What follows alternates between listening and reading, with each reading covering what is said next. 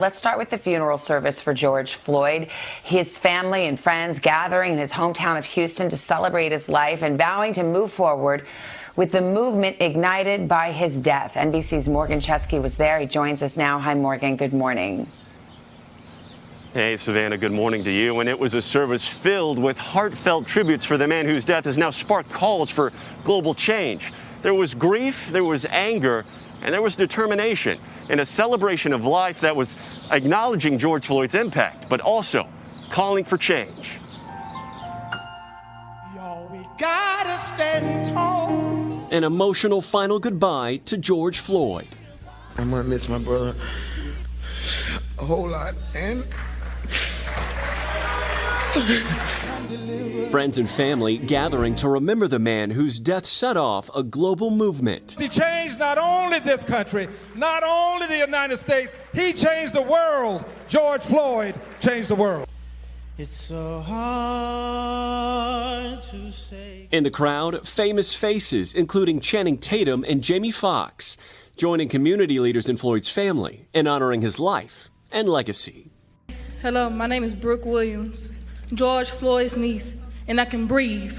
Long as I'm breathing, justice will be served. Houston's mayor announcing changes to police policies in the city Floyd called home. In this city, we will ban chokeholds and strangleholds. And former Vice President Joe Biden appearing via video, speaking to the pain of losing a loved one. The numbers you feel now will slowly turn day after day, season after season into purpose. Reverend Al Sharpton eulogizing Floyd and calling for change. God took an ordinary brother and made him the cornerstone of a movement that's going to change the whole wide world. Across the country, demonstrators continuing to flood the streets, demanding police accountability. But in Houston, many taking to the streets in a different way, lining the route to the cemetery for a final farewell, while some police officers saluted the casket. Floyd's body carried the last mile by a horse-drawn carriage. What does his name now mean to you? It means unity. More than 2 weeks ago, Floyd spent his final moments calling out for his mother. All I think about is when he was yelling for mama. Oh God, that at a moment when he called out for his mama, we believe that the ears of mamas across this nation reared up, that the ears of mamas across this world heard him cry, even though for one mama, all mamas began to wail. This morning, he now rests by her side. And also joining the Floyds at that service yesterday were the families of Ahmaud Arbery, Eric Garner, Trayvon Martin, Pamela Turner, and Joshua Brown. Families well too acquainted with this particular type of grief.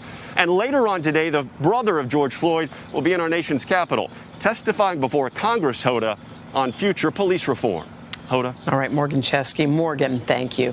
Let's move now to this morning's major story in politics. 5 states held primaries on Tuesday, and as we showed you, voting in Georgia marred by problems, errors with new voting machines, people waiting in hours-long lines to cast their ballot. And this morning, an investigation is being launched. NBC's Blaine Alexander is in Atlanta with details. Blaine, we saw you in the rain out there. Good to see you this morning. Well, Hoda, good morning to you. You know, the front page of the Atlanta newspaper pretty much sums it up. Complete meltdown. The issues yesterday really ran the spectrum. Everything from reported technical issues to confusion over the new machines, some polling locations opening late or understaffed. Now this morning, there's an investigation into exactly what happened as local leaders blame each other. In Georgia, primary day stretched well into the night.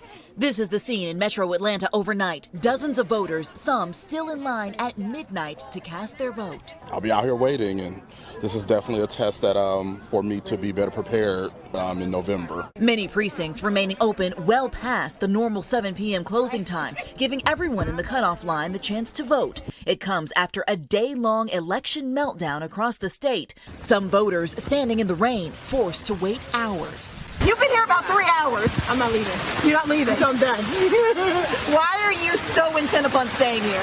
It's important. It's important for me. It's important for my son. So we're going on that 4-hour mark. The timing, a perfect storm. Georgia unveiled new voting machines statewide right in the middle of a pandemic. Several of the machines were broken. It seemed like maybe half of the machines were down. It was a disappointment. This is something that should have been checked yesterday. The biggest problems in metro Atlanta, specifically areas with higher black populations. The city's mayor asking, is this happening across the county or just on the south end? The incident's making national headlines, with NBA star LeBron James weighing in, tweeting, they say go out and vote. What about asking if how we vote is also structurally racist? Georgia's Secretary of State, who oversees the election, is blaming local officials, saying poll workers were not properly trained. The employees didn't understand the system. So what were they doing for all these months? All of a sudden they wake up and they say, let's have an election on Tuesday? But one county official is firing back, pointing at the Secretary of State, saying if there was a failure of leadership, it starts where the buck should stop, at the top. Now, the Secretary of State says that only Fulton and DeKalb counties here in metro Atlanta saw those widespread problems. So he's launching an investigation into all of it before November. Now, keep in mind, Hoda, that politically Georgia is increasingly a state to watch as Democrats are eyeing the red state as potential battleground territory. Hoda? Hard to get over that image of that woman sitting with her baby in the rain for 3 hours. Blaine, thank you for that. Craig joins the table now. Another big story tied to politics, those recent protests. Indeed. Good to see you, Hoda. That's right. President Trump facing swift backlash this morning from lawmakers in both parties for promoting a conspiracy theory about that 75-year-old protester who was hurt in Buffalo. In fact, he's just out of intensive care. NBC's Kristen Welker is at the White House for us. Kristen, good morning. Hi, Craig. Good morning to you. White House aides are trying to contain the damage from the president's latest controversial tweet, which caught officials here off guard. They had urged the president to keep a low profile out of respect for George Floyd's funeral. Now the backlash is growing.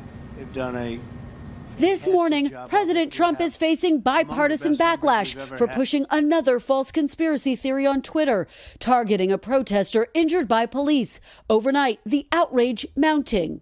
The president's tweets were unconscionable. The president was coming up with a wild conspiracy theory that has no merit whatsoever. Show some decency. Show some humanity. Show some fairness.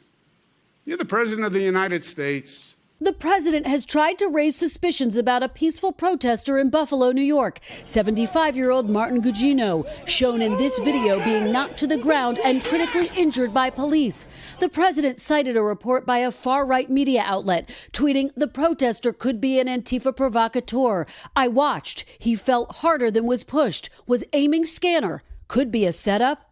Antifa stands for anti-fascist and usually describes radical leftists who can sometimes be militant. No independent evidence substantiates the report the president cited, which is from a man who has also done stories for Russia's Sputnik News, which U.S. intelligence said tried to interfere in the 2016 election. The president's Democratic rival, Joe Biden, tweeting, my dad used to say there's no greater sin than the abuse of power, whether it's an officer bloodying a peaceful protester or a president defending him with a conspiracy theory he saw on TV.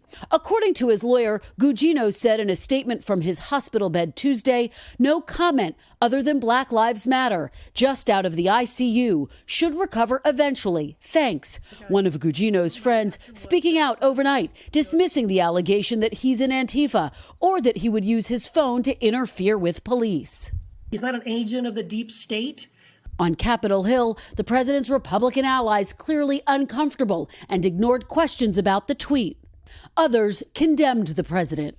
I saw the tweet. It was a shocking thing to say, and I won't dignify it with any further comment.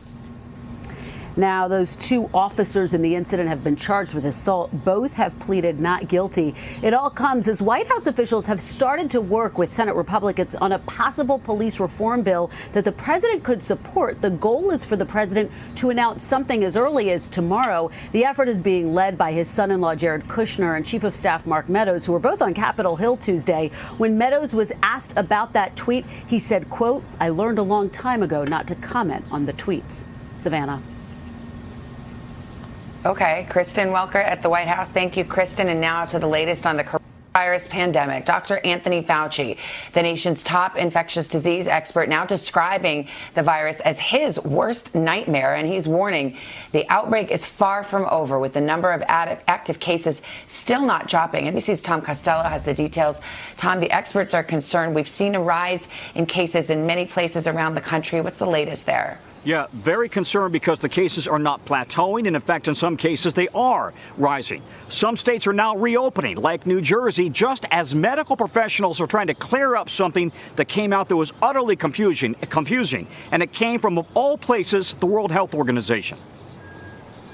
4 months into the coronavirus pandemic, the numbers are still staggering. Nearly 2 million confirmed cases in the U.S., 112,000 fatalities, and roughly 1,000 people dying every single day. Dr. Anthony Fauci calls it his worst nightmare. Like, oh my goodness, when is it going to end? It really is very complicated. So we're just at almost the beginning of really understanding it. Confounding the experts, young people suffering COVID-related strokes, children deathly ill with multi-system inflammatory syndrome, why some people die from the illness while others survive. What about people who recover? What are they going to be like 6 months from now? We don't know that. Adding to the confusion, the World Health Organization, after a leading doctor suggested on Monday that people without symptoms only rarely spread the virus, contrary to all medical guidance.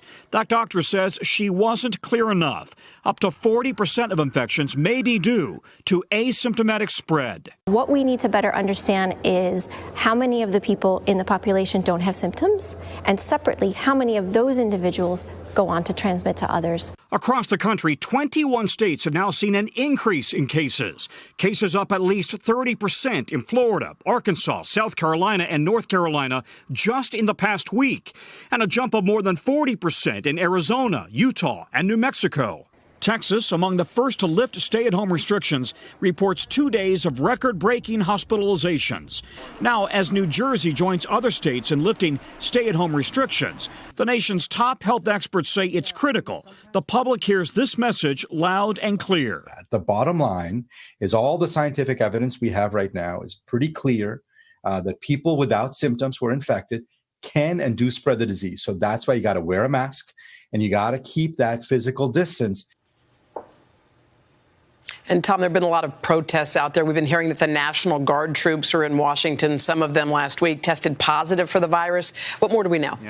Yeah, that's right. The National Guard says that, in fact, they won't identify which troops or which units they came from, but they do say that several members of the National Guard in D.C. have tested positive. Our own people on the ground during the protests say they never saw National Guard troops wearing masks, although many protesters were wearing masks. And this is really exactly what the health experts were warning about, the possibility of spreading the virus in those protest environments. What we haven't heard a lot about lately is the race for the vaccine. So what's the latest on that?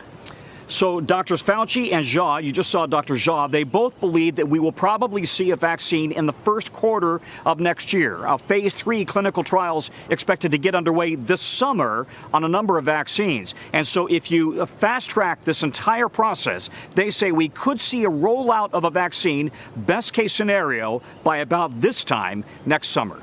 Oh, this time next summer. All right, Tom. Thank you. All right. And speaking of time, how about the time to check the weather? And for that, we say hello to Mr. Roker. Hi, Al. Hey, guys, good morning. Looking very sunny there, Hoda. We appreciate that. And as we check hurricane season 2020 with Cristobal out of the way, well, this is the first time we've had 6 consecutive years with named storms before the season starts, from 2015 to this year, where we had 2 storms named before June 1st. And right now, the latest on Cristobal, post-tropical cyclone. It's moving away 195 miles north-northeast of Madison, moving north-northeast at 30 miles per hour. But we've got a couple of severe areas that we are watching very, very closely today. In fact, you can see we've got 42 million people at risk, damaging winds, hail, a few tornadoes possible, and we've got a moderate risk right now for widespread damaging winds, wind gusts of up to 75 miles per hour through Michigan, parts of Ohio. We could be looking at these storms moving in their forward speed 50 to 55 miles per hour or more. Severe storms today for the Great Lakes. These storms moving very quickly. Could be forward speeds of up to 70 miles per hour. And as that system continues to the east, we're going to be watching that bring strong storms tomorrow into the northeast and all the way down from Virginia to South Carolina, where we could see rainfall amounts anywhere from 1 to 3 inches of rain, especially in the upper peninsula of Michigan and Wisconsin. We're also looking at heavy rain, interior sections of New York on into Pennsylvania.